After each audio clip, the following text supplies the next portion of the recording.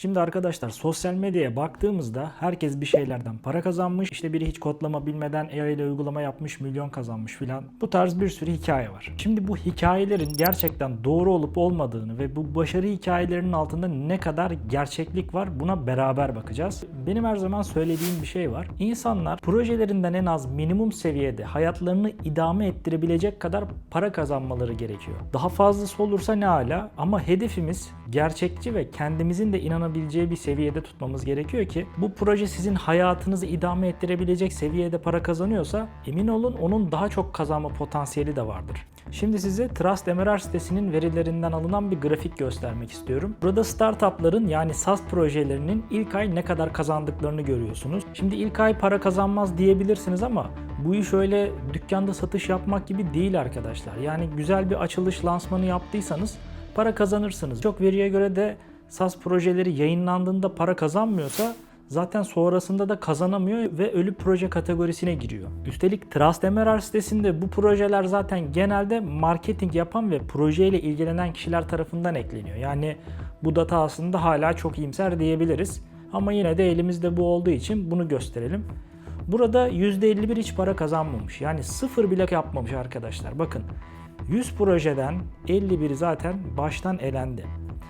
1000 doların altında para kazanan projeler ise sadece %35. Yani bu projeler 50 dolar da 100 dolar da kazanmış olabilir. Neden? Çünkü 1000 doların altındakileri gösteriyor. Aslında o da bir başlangıç için yeterli değil. Şimdi bizi asıl ilgilendiren kısma gelelim. En azından nerede olmamız gerekiyor? İşte bu sarı alan. Yani 1000 ile 10.000 doların olduğu kısım.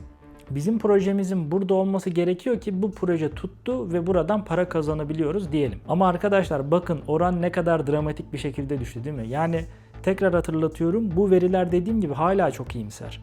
Yani burada görebileceğimiz gibi 100 projeden sadece 10 tanesi tutuyor. Bunun da büyük bir kısmı aslında 1000 ile 3000 dolar arasındadır diye tahmin ediyorum. Sizin o internette gördüğünüz başarı hikayeleri zaten şu en alttaki %0.4'lük kitleden çıkıyor. Yani başarmış olanlar bunu sosyal medyada kolaymış gibi paylaşıyor ve sizin de yapabileceğinizi söylüyor.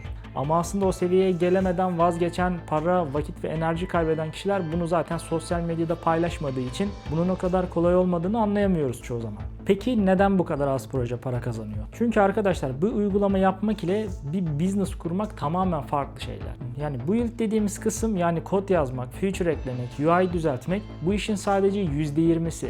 Geri kalan %80'i ise business tarafı. Marketing, satış, müşteri bulma, retention, fiyatlandırma, onboarding, feedback toplama, yani birçok detay var. Çoğu developer maalesef bu %80'i görmezden geliyor. Kod yazmayı biliyor. Özellikle AI ile, yani vibe coding dediğimiz şeyle artık herkes kod yazıyor. Projede hiçbir zaman satış olmuyor. Marketingi bilmiyoruz. Sadece proje yapmayı biliyoruz şu anda. Bu yüzden bizim bu %0.4'ün yaptıklarını ya da en azından 1000 dolar bandını geçmek için yapılması gerekenleri tam olarak anlamamız lazım. Çünkü en kötü ihtimalle projemiz 1000 dolar bandını geçmesi lazım ki bu proje üzerinden Ar-Ge yapabilelim, fazla kazanması için geliştirelim. Ve o noktaya geldiğinizde işte o zaman gerçekten bir şeyleri inşa ediyorsunuz demektir. Sadece kod değil, gerçek bir business inşa ediyorsunuz manasına gelir. Bu videoda biraz bu internetteki hikayeler hakkında konuşmak istedim. Bana da çok soru soran var ve ben de bu işin içerisinde olduğum için özellikle bu grafiği size göstermek ve bunun üzerinden konuşmak istedim. SaaS'lar ve mobil uygulamalar hakkında daha fazla bilgi vereceğim. Çünkü benim de tutan tutmayan projelerim var. Hatta bunun hakkında bir seri de hazırlamayı düşünüyorum. Bu konuyu beğendiyseniz ve devamını istiyorsanız yorum yapmayı ve beğenmeyi unutmayın. Kendinize çok iyi bakın. Diğer videolarda görüşmek üzere.